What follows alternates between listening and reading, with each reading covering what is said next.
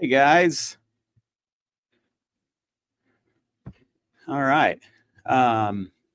Okay, so today I want to talk about the what's going on in Washington D.C. Trump taking over, sending in troops for crime purposes. I think it's a pretty interesting topic that's going on right now. I think there's a lot to be said about it. I think that Washington D.C.'s leadership has come under a lot of scrutiny, and a lot of things have been revealed. So. What I want to do is I want to watch this video by a guy named Layman. He's a YouTuber and comments from a conservative perspective on a lot of political issues and things that are going on today. I really like watching his stuff. It's very well done. His scripts are really tight. They're really concise, and he gets a lot of information into a short amount of time. So I really enjoy his content. So if you want to go and check him out, you should. I put his description. I put a link to his channel in the description, so you can check him out and subscribe to him. Okay, well, without further ado, let's get started.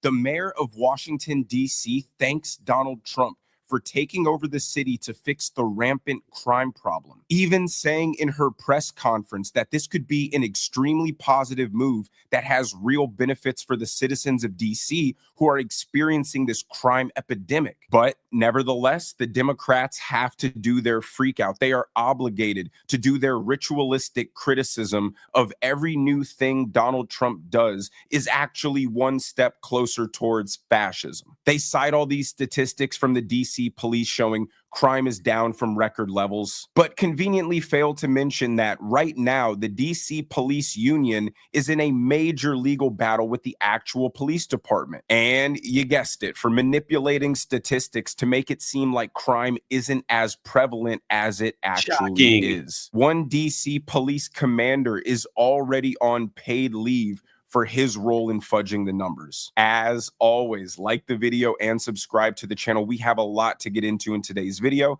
but let's start by hearing from Donald Trump what his plans are for taking over the DC police. In addition, I'm deploying the National Guard to help reestablish law, order, and public safety in Washington, D.C., and they're going to be allowed to do their job properly.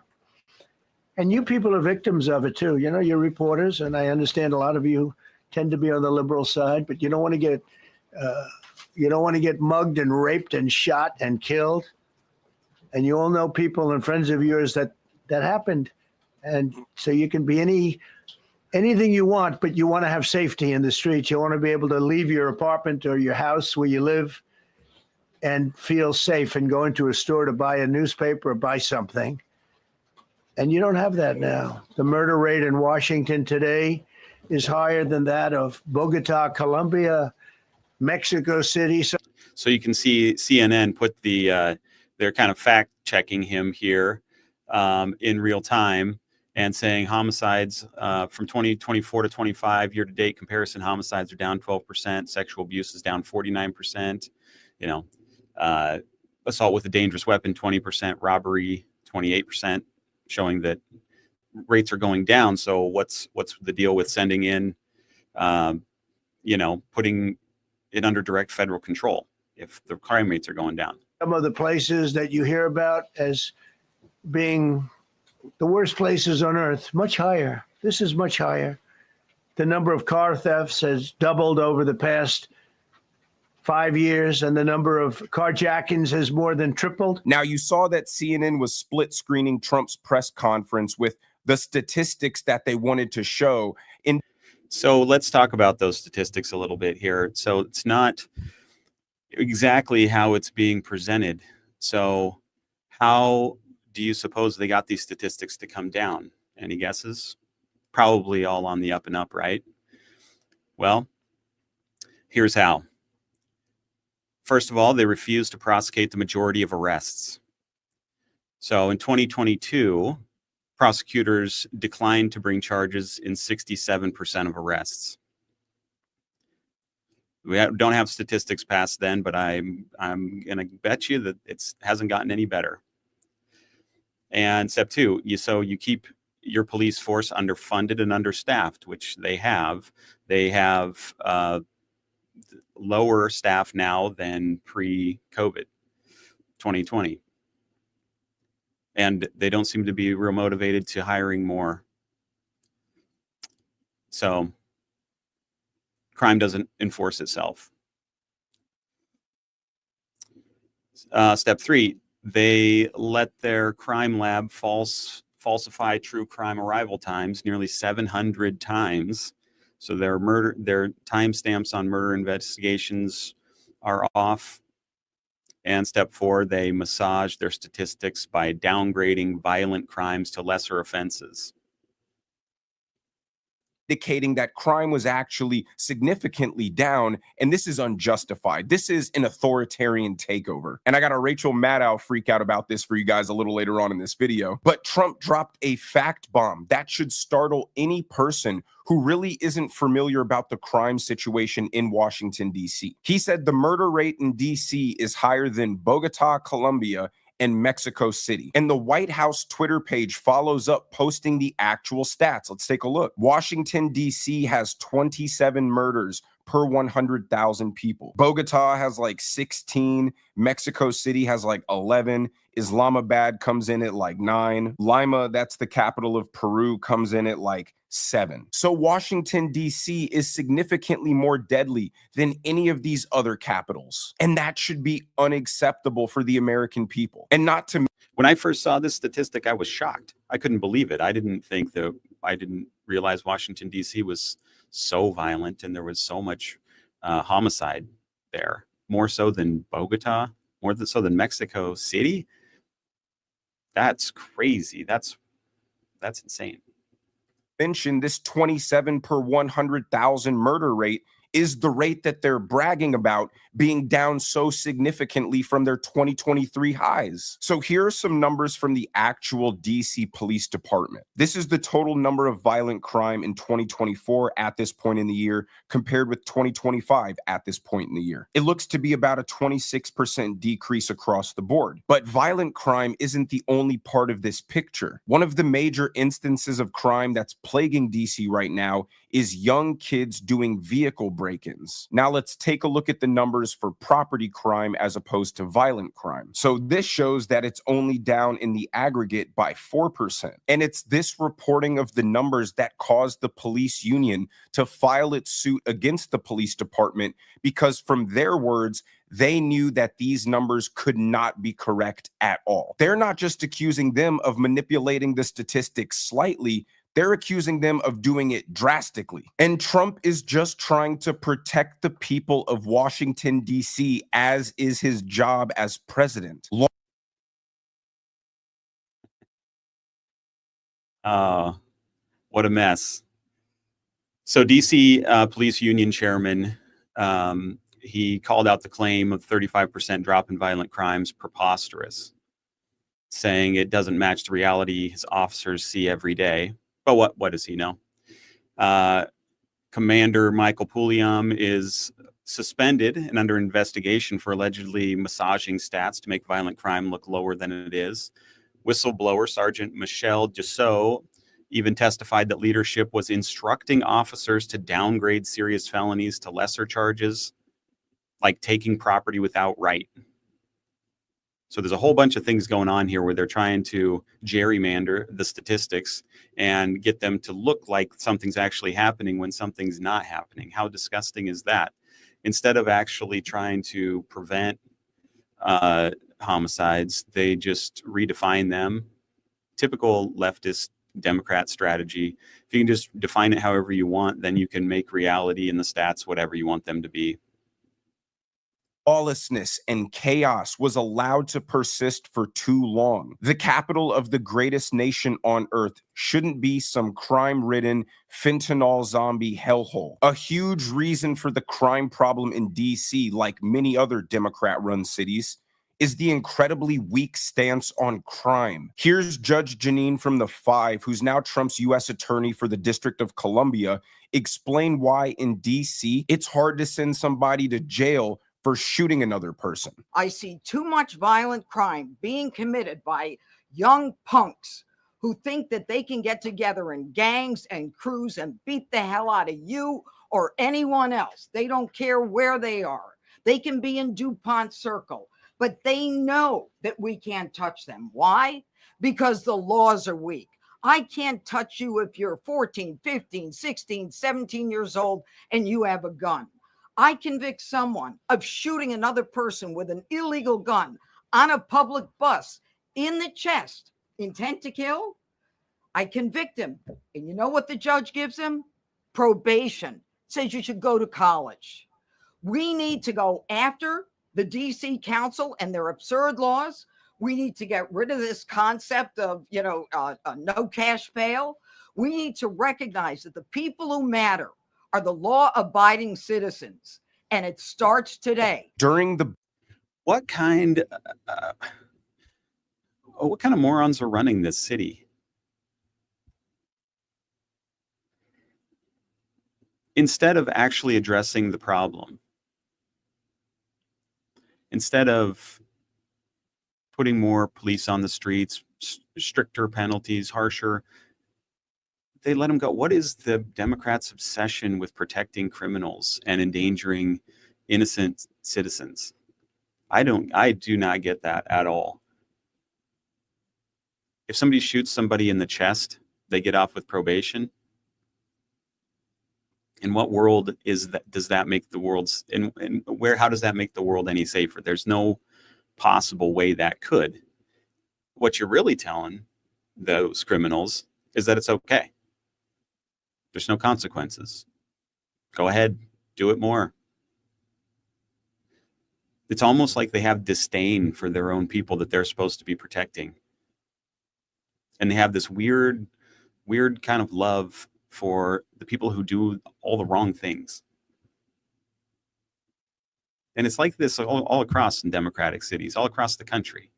The crime rates are through the roof. They don't seem that concerned about it. You know what? DC could have sent in the National Guard at any time and done what Trump's doing. They didn't want to. They chose not to. They chose to let people get murdered in the streets, non-criminals get abused, to be terrified to walk down the street. Oh, what kind of moron runs a city like that?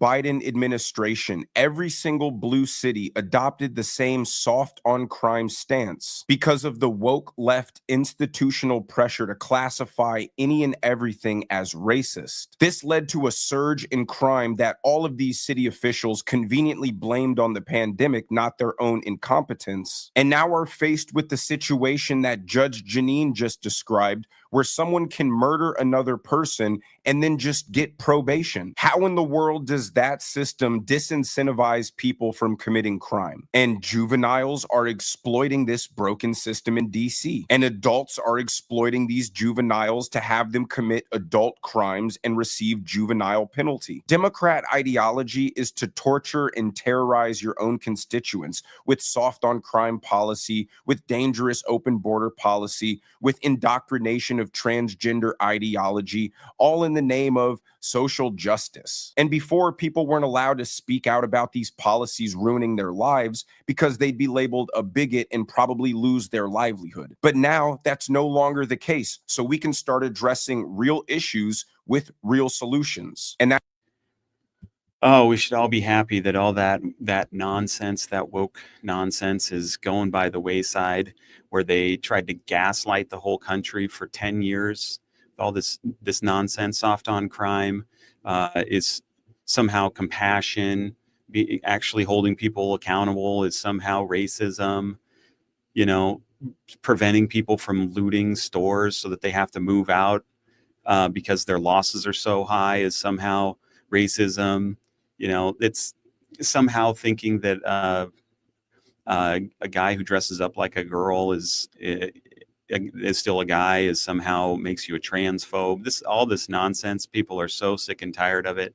It is so overplayed, and it reminds me a lot of what they're doing still with the Hitler and Trump is Hitler's Nazi, blah blah blah. Nobody believes this crap anymore. I don't think the people who even say that believe it, because basically what they're doing is they're just doing it for attention and for clicks and things like that. They don't really believe that he's Hitler. That's such a stupid thing. And if you do, you're a special kind of stupid. That's why the mayor of DC actually thanked Donald Trump for this move. Watch. It takes 90 seconds for this NASA-engineered AC cool down your room. It's smaller than a toaster.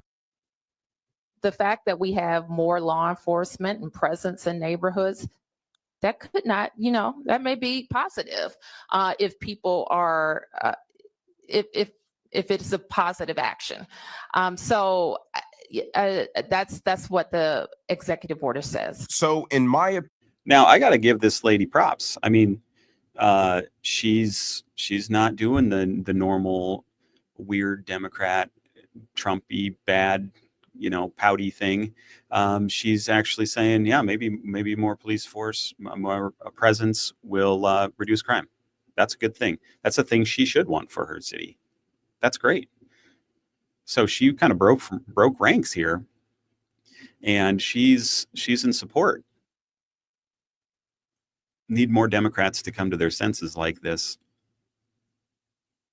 opinion, the mayor is smart to sit back, not criticize Trump, and just be able to claim the win from Trump cleaning up the city. She has all the cover in the world for her Democrat base. She can say, it's out of my hands. I literally can't do anything. This is Washington, D.C. We're in a unique situation to where the president has every right to do this. And then Donald Trump comes in and cleans up crime, homelessness, drug use from your streets, and makes it a pristine city that she gets to govern afterwards. But she can't look too excited, because then her base will look at her suspiciously like, are you becoming one of those people who have common sense? Are you turning on us? That's why she had to throw that comment in there at the end saying, this could be positive, but only if they do it in a good way. But that's all the Trump deranged liberals need to conclude. Well, she said it needed to be done in a good way. But we know Trump can't do anything in a good way. He can only do things in a Hitler way. So now suddenly this perfectly reasonable and sound plan to clean up the nation's capital and fix the crime problem is actually now a bad one because Donald Trump is bad. There's yeah. It's not about governing effectively, being a good leader. These people, that's the farthest thing from their mind. They think being an ideologue without actually performing their job well is all that's required.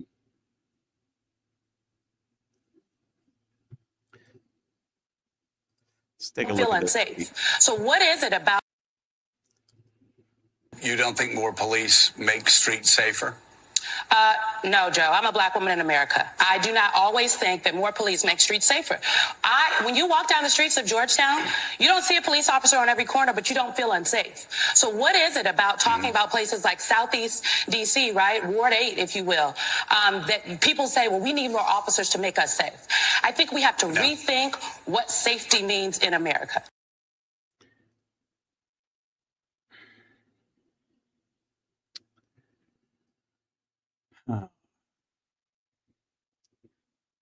All right.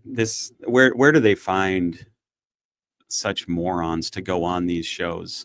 I don't know how they find them. There's some special place where they go. But how does this lady get on TV? And why he said, you don't think that more police officers makes a town safer? She said, no, because I'm a black woman.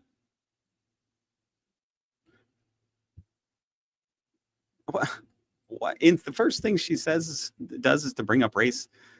That's irrelevant to the question. Do more police make an area safer? Does higher police presence make an area safer? She can say, no, it doesn't, because I'm a black woman. This is a factual, objective thing. So she thinks that a lack of police presence makes the streets safer. If she doesn't think more police make it safer, then she must think either the current amount or fewer police make it safer, or that police presence is just completely irrelevant so that it doesn't matter anyway. What a stupid thing to say.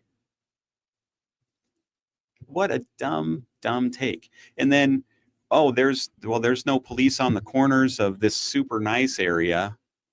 Well, yeah, because there's no crime there.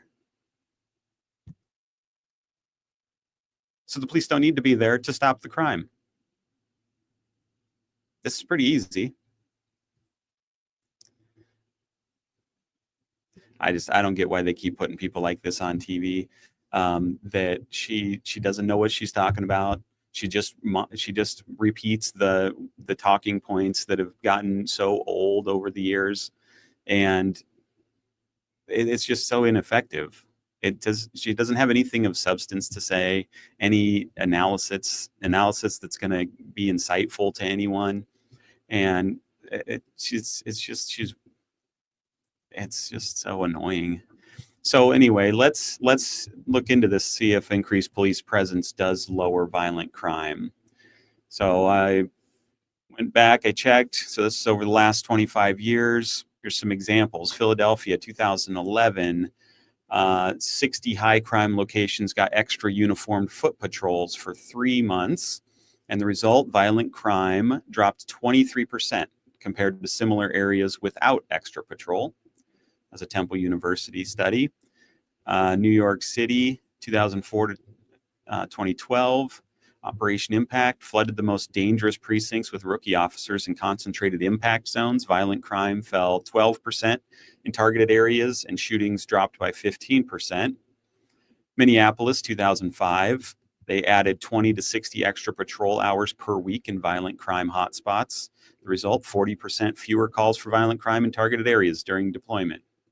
London, 2012, massive temporary police presence in high crime boroughs during the Olympic Games. Violent crime dropped over 30% in those areas during this period.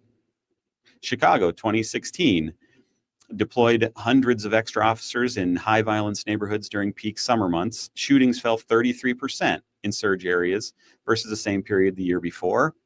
DC, 2019, targeted the city's most violent blocks with extra patrols and federal task force. Homicides in targeted areas fell 23% during the operation. So this isn't a theory. It's been proven over and over and over again. Philly's foot patrols cut violent crime by 23%. New York's Operation Impact cut shootings by 15%. Minneapolis hotspots saw 40% fewer violent calls. And, it's just that it's this ideology that is steamrolls over obvious reality. And it's like the left and the Democrats cannot get out of it. They're stuck. They're just stuck in this weird ideological world where they already know the answers to everything because the answers are whatever they want them to be. They're not that concerned about data and reality and the facts. They have their mythology that they have to stay devoted to, regardless of the facts, right? Everybody knows religious people like this. I don't care what the facts are. Not interested. The earth is flat. The earth is 6,000 years old. That's the script from my religion. And this is no different. This is how ideology corrupts people's minds to where they can't see reality. They can't identify reality. They're not interested in what even is reality because they have a narrative structure that they're following that interprets everything.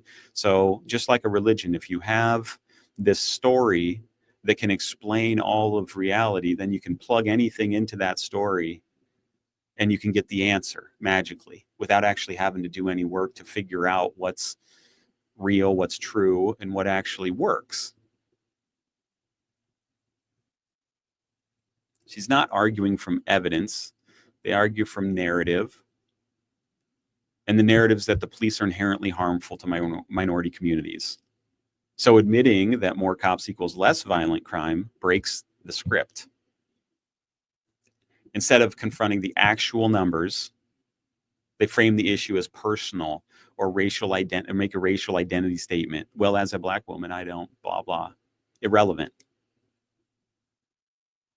So she shifts it from a testable claim into a subjective, unfalsifiable position.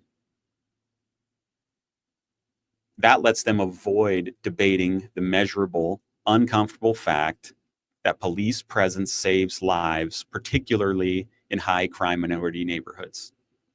That's just the facts.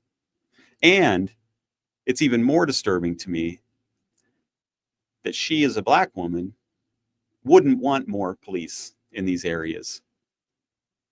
She's apparently okay with more Black men being gunned down in the streets, thousands more of them dying this year, because it disproportionately affects their community. So by saying, no police, thank you very much, we've had enough, she's saying, yeah, don't get shot and killed, don't care. What a horrible thing to say. She should be acting like the mayor, who's saying, yep, this is a great idea. Let's bring in more. Let's get this crime rate down. This is bad. It's bad for our city. It's bad for all the innocent people who aren't criminals.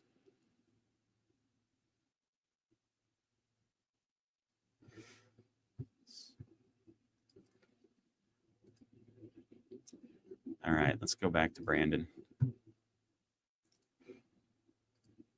So simple-minded. It's this delusional, deranged mindset that had Congress members flying to El Salvador, whining and dining with an MS-13 gang member as if he was a martyr. Anything Trump does, they will pick the opposite side.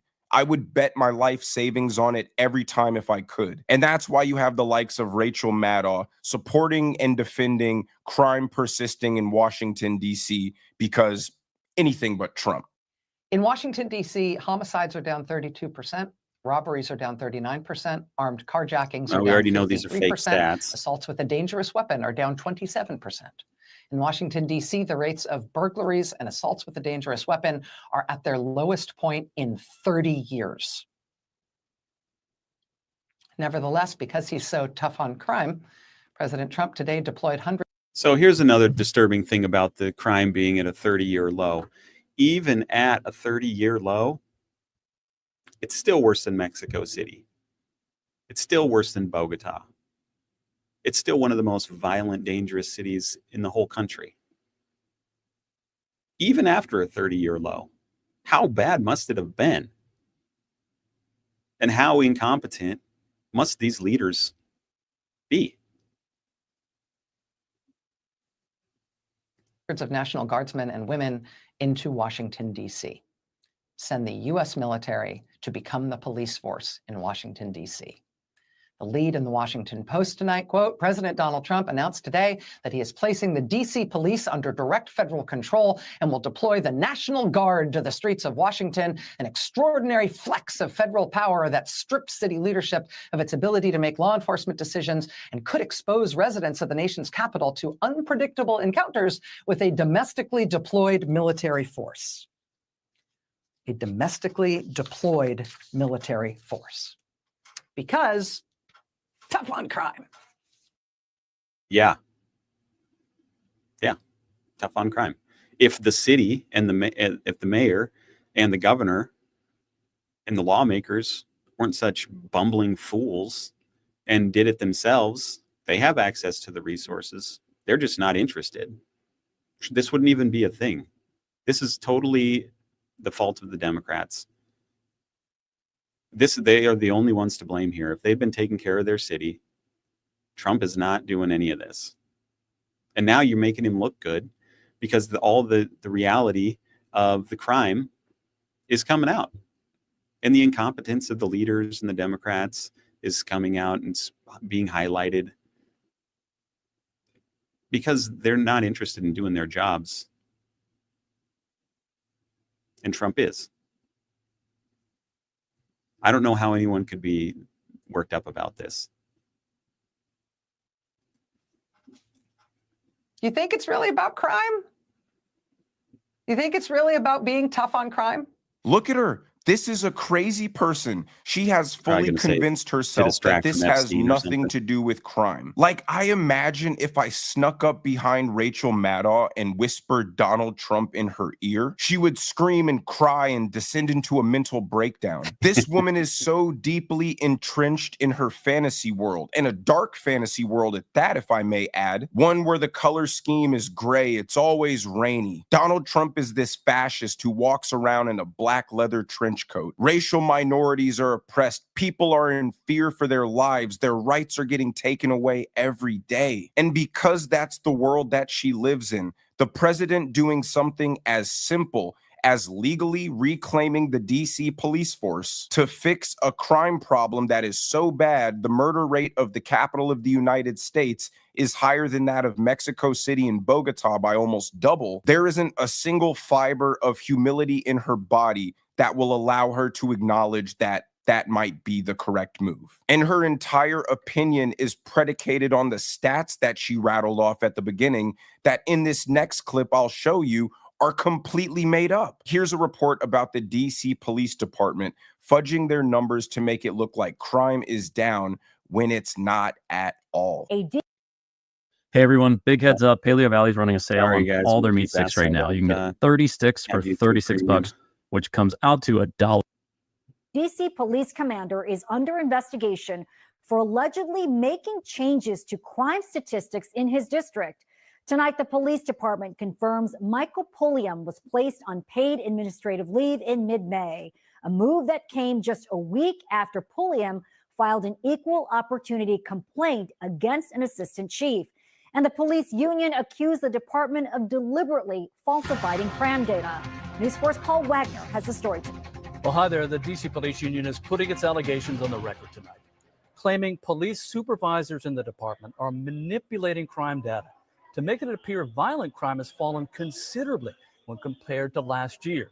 As of today, according to the DC Police website, crime is down 25%, a decrease the chairman of the police union calls preposterous. The union's allegations come as the former commander of the 3rd District stands accused of doing what the union says is being done day in and day out. The thing that makes it so hard to find common ground with Democrats is all of their beliefs are based on faulty presuppositions. They'll condemn Donald Trump for sending the National Guard into LA because it's Donald Trump doing it, and will act completely oblivious to the fact that protesters surrounded a federal building, were lighting cars on fire, throwing bricks and bottles at law enforcement, shooting large-scale fireworks into groups of police officers. That can kill people. And the mayor of LA and the governor of California refused to intervene because they wanted ICE to be scared out of the city. They were openly defying federal law, endangering law enforcement doing their jobs. And that's the reason why Donald Trump sent in the National Guard. Karen Bass and Gavin Newsom were playing political games with the lives of law enforcement and their citizens. And Donald Trump, as the president, has a constitutional obligation to provide safety and security for the residents of the United States. And now they'll call this a fascist takeover of Washington, D.C.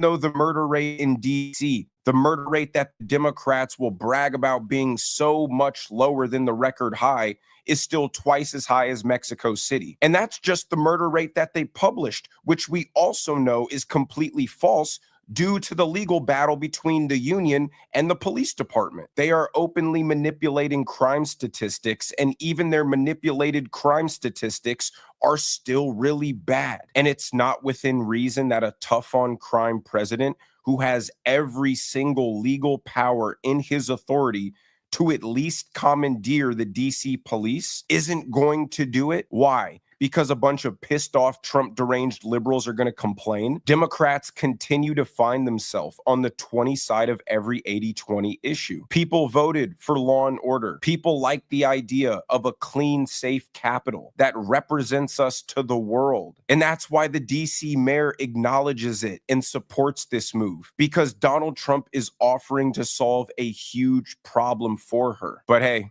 just add murders and carjackings to the list of things that Democrats support and stand for. But let me know what you guys think down in the comment section below. If you enjoyed the video, make sure you hit that like button. Yeah, so that's Brandon Layman.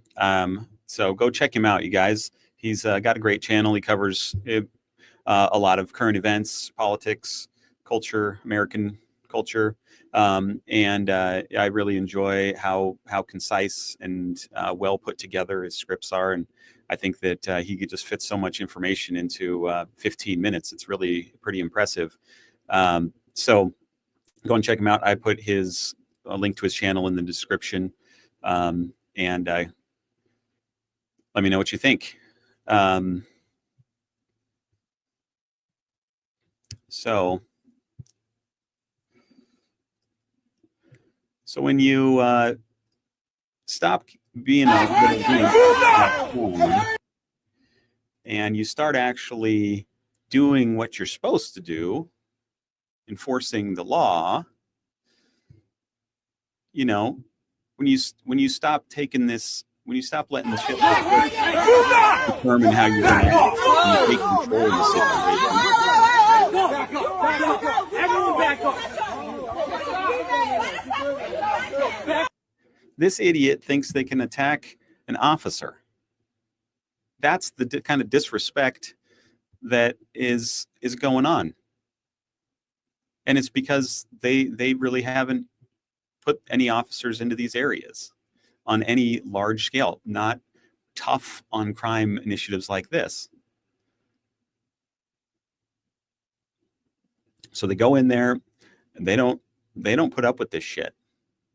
Those days are done. They're over. There are consequences now, finally.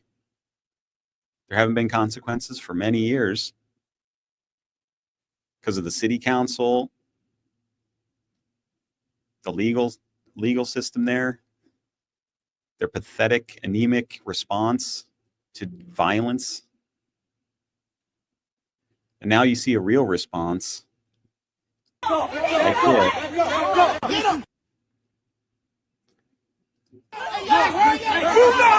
Look at that. Who does that? Push an officer. Well, and so when you actually start taking crime seriously and you start cracking down on these things, this is what happens. The city is quiet as a church mouse, young. I came all the way down Pennsylvania Avenue this morning. So peaceful, young.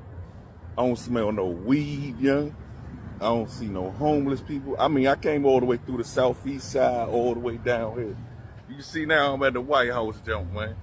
It's quiet, young. It's a shame that it takes somebody to have to sit in your classroom in order for you to be in order, young. Because that's what it feels like, young. You gotta be babysitter to do your job, young. Stuff been out of control for years. You gotta do better, young. You gotta do better, young. And mainly, young, you got the problems. It's us, man. It's always us giving everybody a bad name, young.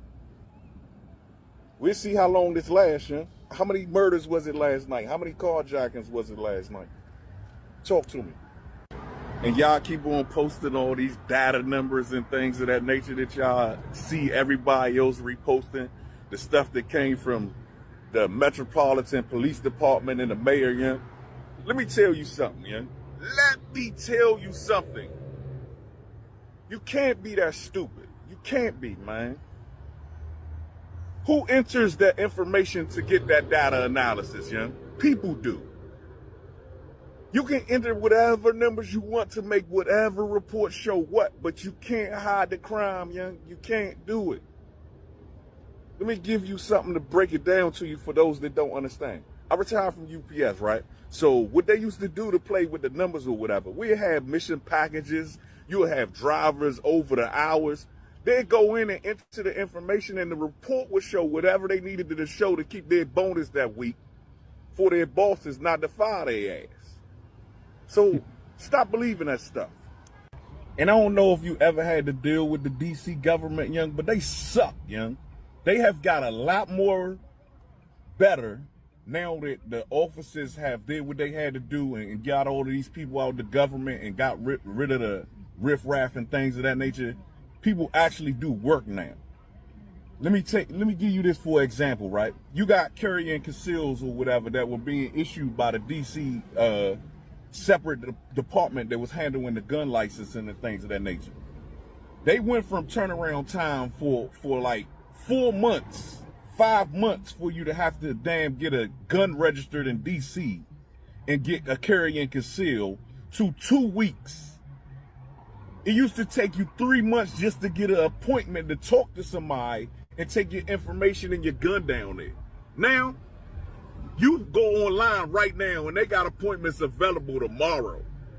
How does that happen? What changed? You put some fire under their asses and now they want to do some work. Man, Yeah.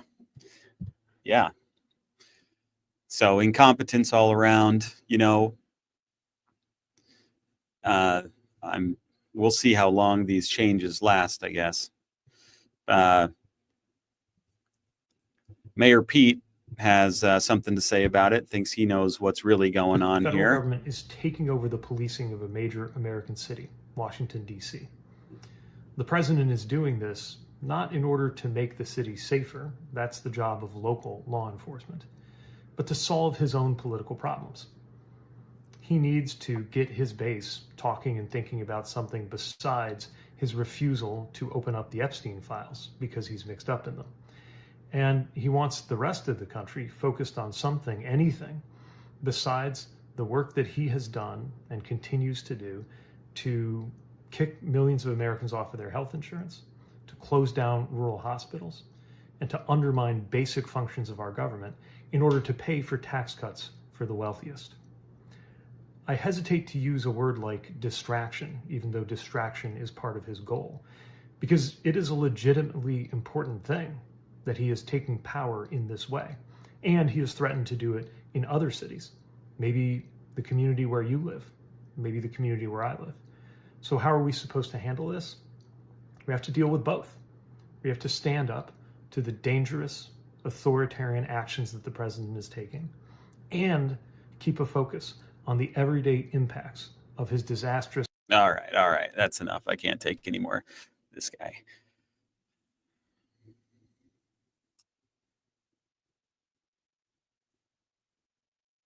So, are you concerned at all about the violence in the city, Pete? You don't think this is going to be good for innocent people?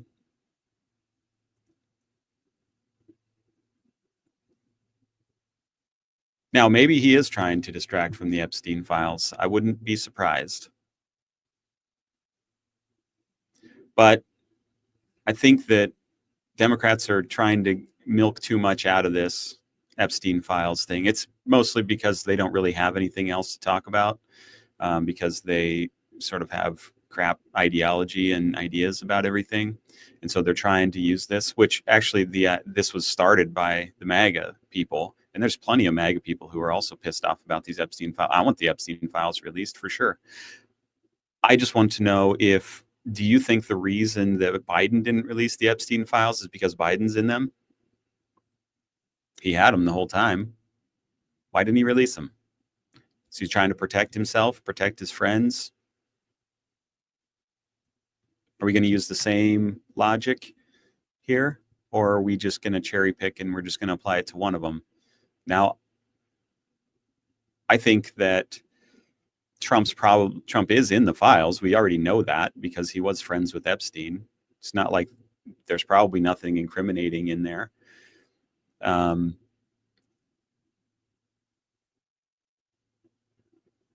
if there were something that was some bombshell about Trump,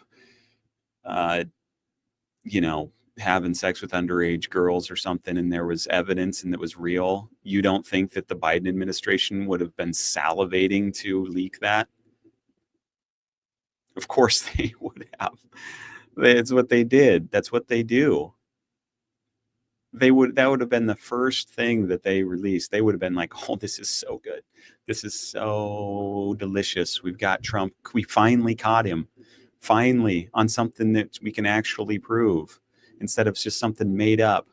You know, it's kind of surprising they didn't actually just falsify something about it and leak a false report about Trump's engagement in illegal activities with Epstein. So I guess they weren't creative enough to think of that. There's probably some intelligence reason, would be my guess. I don't know. Who knows? It's kind of seems like there must be some kind of,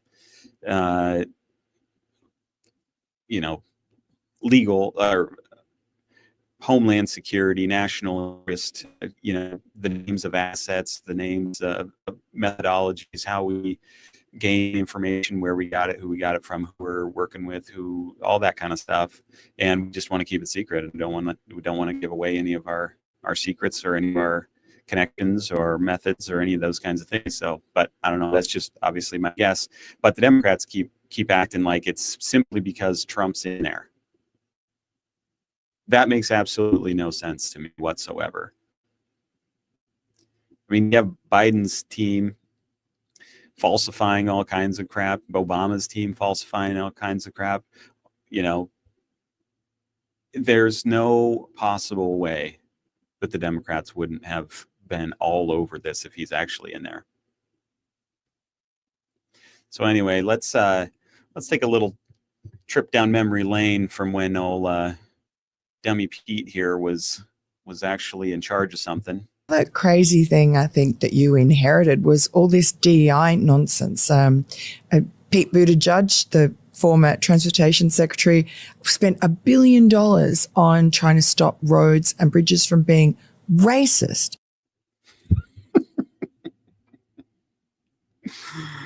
Oh, you just can't make this shit up. This is so funny. Who says that? Who says stupid shit like that? It's always these overly educated white people who say dumb shit like that. It's like, how did your brain get so scrambled? What was that? So there's a number of things that he did. For example, the Congress sends this department money, and then we give that money out in grants. And what Pete did was he added additional requirements to the grants that we would give out. So if you want a grant from the Department of Transportation, you had to have a very aggressive DEI policy. Or he would say you have to have a really extreme green agenda as part of your proposal to get the grants. Now, Congress never said he had to do that. He just did. Yeah, because he's an ideologue. So he put his pet interests ahead of the interests of other Americans and industries who wanted the grant funds. Dishonest, manipulative. But this is the guy who thinks he's got it all figured out. He knows exactly what's going on with the Epstein files. Yeah, he's a real trustworthy kind of guy who's real solid in the mental capacity. Did it himself. And on top of that, it costs more money. It takes more time. Yeah. So we pulled all that stuff out. On the racist road front, he had back in the 60s were roads built through communities that might have been of color that separated them. Yeah, that did happen. But there were some proposals to rip out these freeways, to rip out roads because they were racist. I'm like, hey, put a bridge over them, right? Yeah. Or put an underpass under. If you want to connect communities, maybe that's the way you do it. But again, driving policy that there was racism behind roads. He saw racism around every single corner. Yes. This is a big, big problem.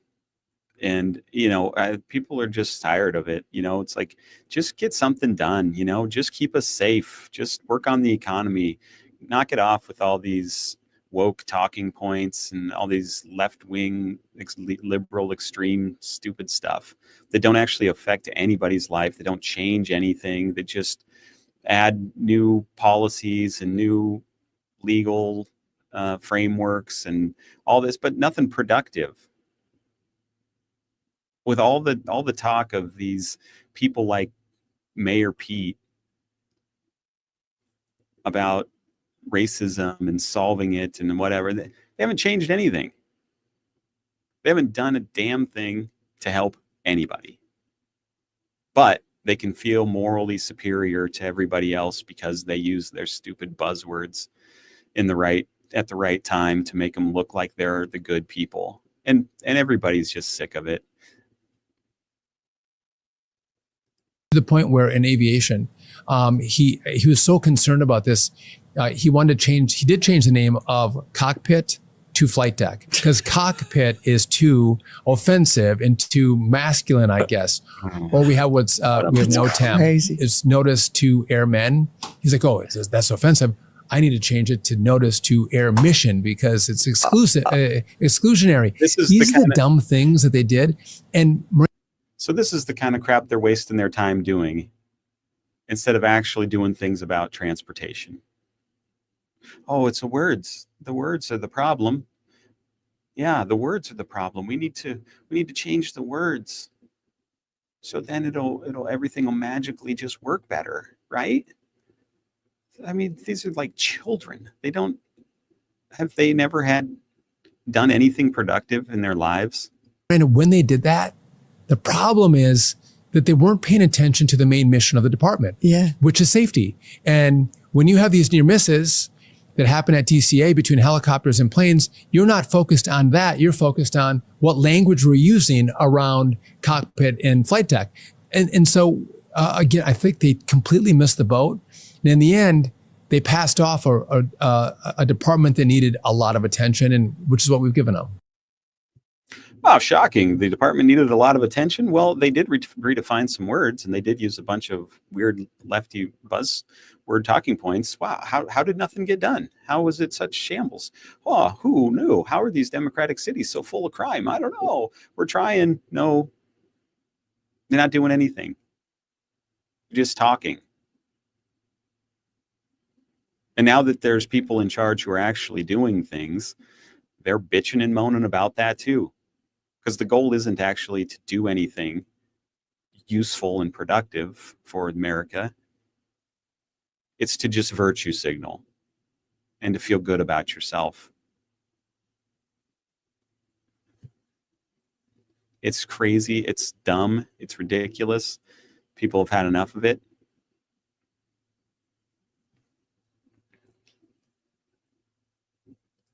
Have a new narrative, the left in general. The Democrats have a new narrative, the left in general.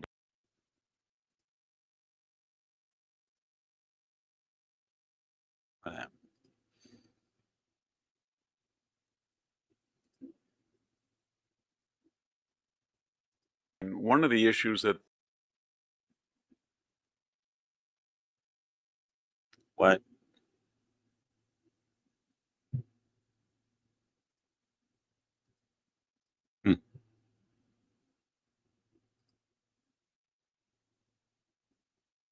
What happened?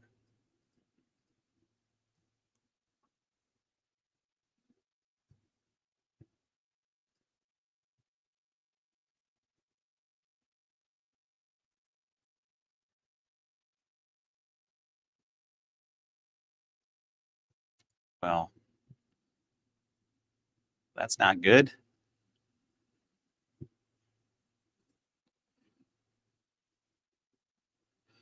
We'll just do it this way, I guess. Something got screwed up.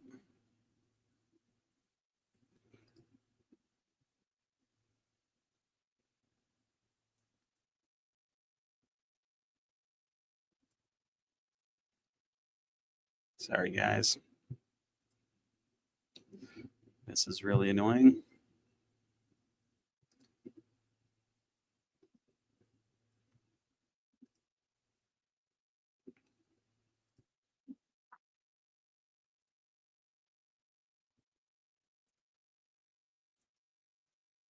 Okay. Donald Trump. The Democrats have a new narrative, the left in general does, that they are saving democracy from Donald Trump. And that justifies almost any means necessary to achieve the end of destroying or preventing Donald Trump from governing effectively. The problem with all of this is they are destroying democracy to destroy Donald Trump. The Democrats have a new narrative, the left in general does. Yeah. They constantly go around playing What do I mean? playing the saviors of democracy, and you hear them repeating this over and over. We got to save democracy. We got to save democracy. Blah blah blah. You know, the thing that I've noticed is that Democrats and the left, they tend to project onto the Republicans. They call him a fascist. Well, it's because they're fascists. They call him a racist. That's because they're racists. They call him a sexist and a homophobe. That's because they're sexists and homophobe. They say they're saving democracy from Trump destroying it. That's because they're trying to destroy democracy, and they have been for quite some time now. Now they'd never admit it. They think that they are these pure saviors of democracy. They get to interpret what it means, while they then go and use authoritarian tactics and falsify information to try to get Trump out of the presidential race and out of the White House. What do I mean? One of the issues that they are agitating is the redistricting of congressional districts, and Texas, in California now. And the general problem the left has is if you look at gerrymandering to make these jigsaw puzzle piece-like districts, the left is way ahead of the right. In other words, states that have proportions of 30 to 40 to 50% for Donald Trump do not have that level of representation in the Congress. And there's been sophisticated studies of gerrymandering, and it boils down to the Republicans are short some 6 to 10 seats in the House based on the proportion of the national vote they have received. The Democrats know that, but they're angry about the Texas reapportionment and gerrymandering. And their attitude is, we've already gerrymandered our states to the maximum. Don't dare try to emulate us. James Carville said that they have to get tougher. That's the new mantra. Got to get tougher, got to get meaner. Cory Booker screams and yells and throws a fit about every 3 weeks in the Senate. Hikem Jeffries picks up his baseball bat. There's usually a video with the squad or representatives using the word shit or the F word, kind of pornographic. Jasmine Crockett periodically calls Donald Trump names that can't be repeated on air, but you can see the anger. And now the new idea is that they haven't been tough enough. They have been too tough. What do I mean? Well said. Another instance of hypocrisy of the Democrats. They've been gerrymandering like crazy, and now somehow they're opposed to gerrymandering. I mean, this is so dumb. In fact, it's going to come to bite them in the ass, because I guarantee most people didn't know how gerrymandered these Democratic states were. It's in Massachusetts and Vermont and New Hampshire, where 40% of the voting population is Republican, and they have 0 seats for Republicans. And yet, somehow, Texas are the bad guys. It's another, again, it's part of this projection. Oh, the Republicans are the ones who gerrymander, because they're the ones who the Democrats are the ones who gerrymander, and they know it. So then they try to put that on to the Republicans and make them bad for it. So Gavin Newsom's out here talking all big tough guy. He's going to take on Trump, and he's going to destroy the Republican Party, and he's going to kick them out of blah, blah, blah, blah, blah, because they're going to gerrymander, because they're going to get tough. Which is such a joke. Gavin Newsom is such a spineless little wuss. He's so pathetic. And I'm really curious to see what actually happens, because it's not like it's an easy thing to do in California. They have independent commissions, things like this. And so, like, I bet nothing will even happen, and then people will just stop talking about it.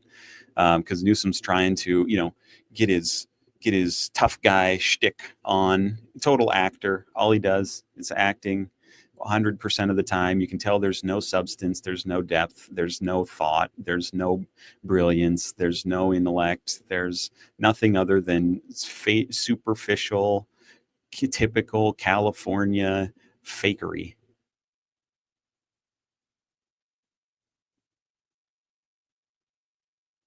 He hasn't accomplished a single thing. There's no way he's going to get this done.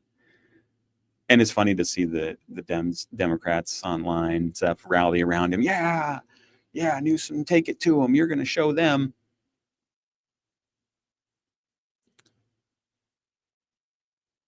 No, he won't. He can't accomplish anything. It's all for show. Just like these congressmen from Texas, or these state legislators from Texas, these Democrats walking out so that if they walked out, then that broke the quorum. There has to be 100 legislators there in order to have the vote. It's a typical normal thing with committees and stuff. So, but there's 88 Republicans. So they only need 12 Democrats. And 50 of them left and went to Illinois. But there's still 11 or 12 of them that are in the state. I don't know, maybe not today. We'll see. And Abbott can have them forced to come in there and vote. But the whole point was not to stop it. That's not what they were even trying to do. It's just about narrative building, because the Democrats are obsessed with building narratives, with constructing narratives, with mythology, and mythologizing themselves and their party and in the past, and the things that have happened in the past. And it's all this story where they all are just playing the role. They're playing actors in a mythological drama in their minds. It's not about accomplishing anything. It's not about actually making America a better place. It's about playing pretend. And that's what they do, and that's why they're losing. Because people want real solutions. They don't want a bunch of just performances so that they can virtue signal and then not actually ever get anything done.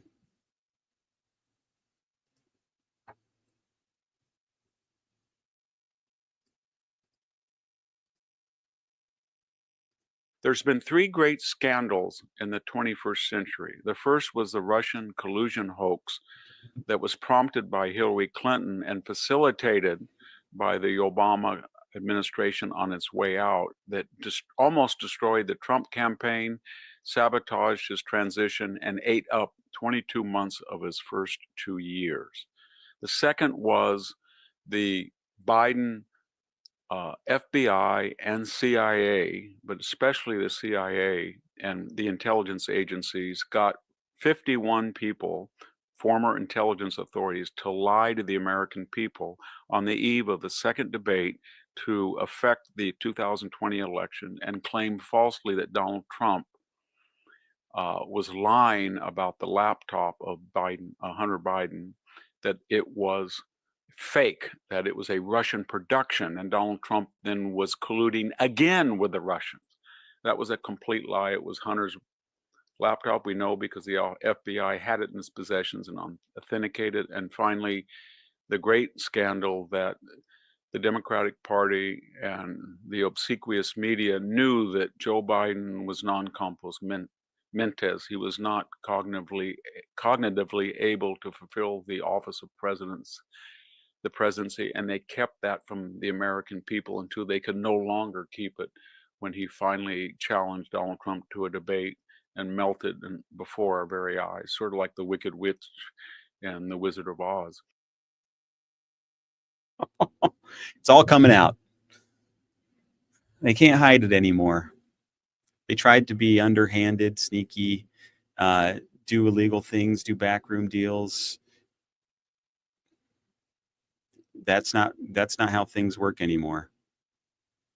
Their hypocrisy and their lack of morality, their pure concern for power and control is why nobody wants to vote Democrat.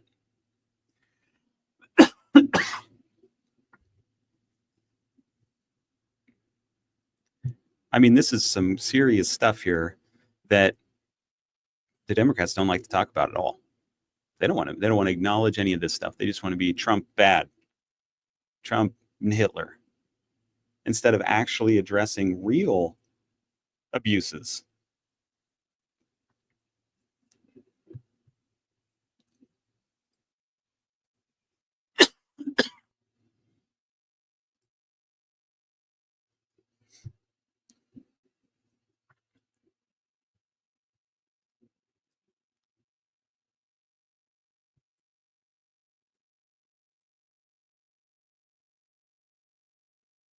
So my point is, if you look at the Democrats, they have staged 3 great scandals to try to destroy the Trump administration and, by extension, democracy. They impeached Donald Trump twice. No one's ever done that. They tried him as a private citizen. Nobody's ever done that. They raided his home in Mar-a-Lago. That is a... Oh yeah. Speaking of nobody, you're not supposed to redistrict midterm. That's unprecedented. It's bad. Well, look at all these things they did that are unprecedented. No one's ever done any of these things before. They would say, obviously, well, we had no choice, blah, blah, blah. Of course, a terrible precedent for an ex-president. No one has ever done that. They tried to get him off the ballot in 25 states. No one had ever done that.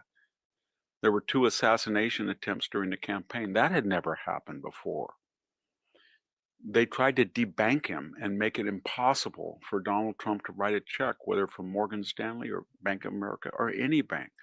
So my point is this: when James Carville says we're going to get tough, we're going to get really tough, and we're going to let in Puerto Rico and Washington, D.C. to get 4 senators, or we might have to pack the court to 13.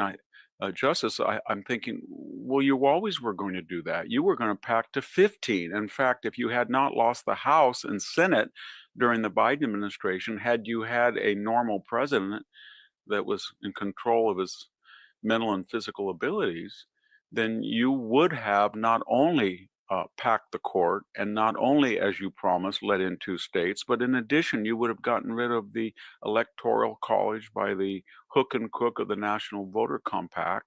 And more importantly, you would have abolished the Senate. And yet they still go around acting morally superior and smug. Like they know the answers, they have the answers, they know how to really run this country. Never really done a great job.